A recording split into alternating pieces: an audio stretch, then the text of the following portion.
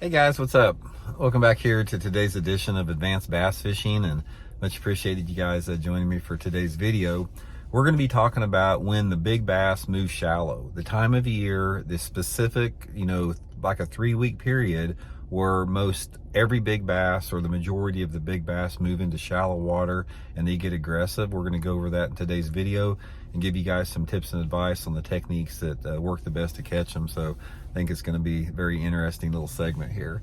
Also, guys, just a quick thank you out there. I wanted to just extend a thank you for me and my family, for everybody that's been using all the links I put in the description. I know you guys probably get burned out on hearing me say this, but thank you very much for everybody that's been using and bookmarking my tackle warehouse link that's in every video description to purchase your lures. How you guys are helping the channel out tremendously by doing that, and just wanted to extend a big thank you for that. Okay guys, I want to talk about probably my favorite 3-week period to fish, and give you guys some tips and advice on how to take advantage of it when there's more big fish shallow. And when I'm saying shallow, I'm saying like in less than 5 foot of water than any other time of the year. Now, the time that is during the late pre-spawn. This is going to be where the most big ones are shallow and catchable. Now, when the fish actually start spawning, I'm not a big advocate for putting a lot of pressure on spawning fish. And then another thing about spawning fish is like there's so many variables to that make a lot of those fish uncatchable, and a lot of those fish you don't want to catch because you don't want to disrupt their spawn. But the time of year where you have the best odds of catching a big one is when that water temperature is in the mid 50s. And this is usually about really 2 to 3 weeks before the fish start to move up shallow to get ready to spawn. Normally what you have, it really depends on the weather patterns that you have, because sometimes certain weather patterns can hold them back or moving forward. But to me, it's like when you have water temperatures in the mid 50s, and this usually occurs sometime in March in most lakes across the country. If you're down south, maybe a little bit earlier. If you're a little bit up north, a little bit more, it's going to be a little later. But for the main part of the country, in most major reservoirs, you're going to start seeing some mid 50-degree water temperature sometime in March. Could be the first part of March, could be the last part of March. Now, what happens here is in any particular lake, you've got the biggest population of big bass that are just cruising out in open water. They're in deep water, they're suspended, they're chasing shad in the middle of the lake. That's what all the spotlighters take advantage of.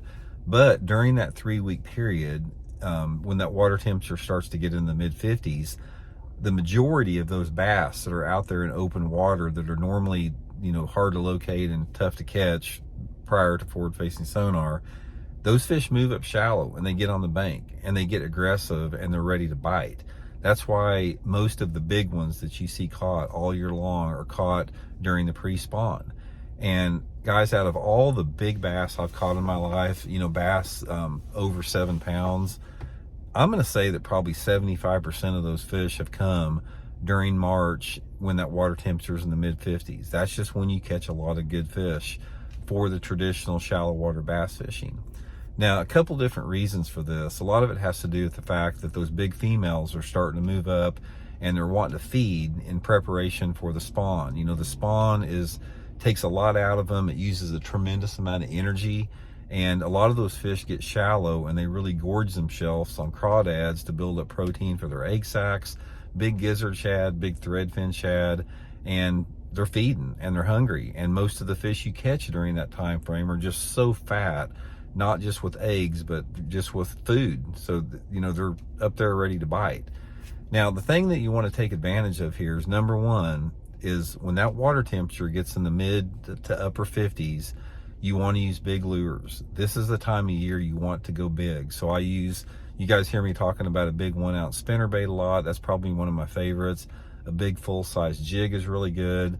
A big 3-inch square bill crankbait can be good. A big full-size chatterbait, big swim bait. Large lures are going to be the best. This is the best time of year to fish them. And, that's what I concentrate on.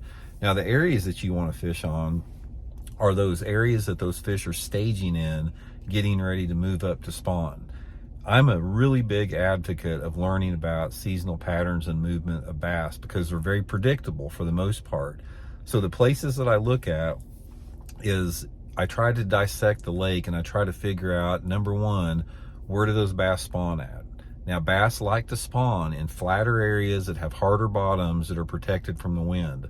So if you look at your map and you find, coves or creeks or whatever on the lake, try to look at those areas that are flatter and you can tell they're a little bit protected by the wind. Those are going to be key areas for those fish to spawn. And what you want to do is, once you find those spawning areas, you want to back out away from there on your map and try to find the closest, steepest bank that has deep water off of it.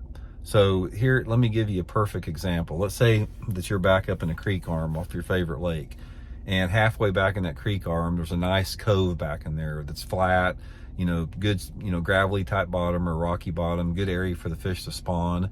If you would come out of that cove, you want to go to the nearest steepest bank that you can find, like a bluff bank or a channel bank or a steep rocky bank, someplace that's got some deep water close to it.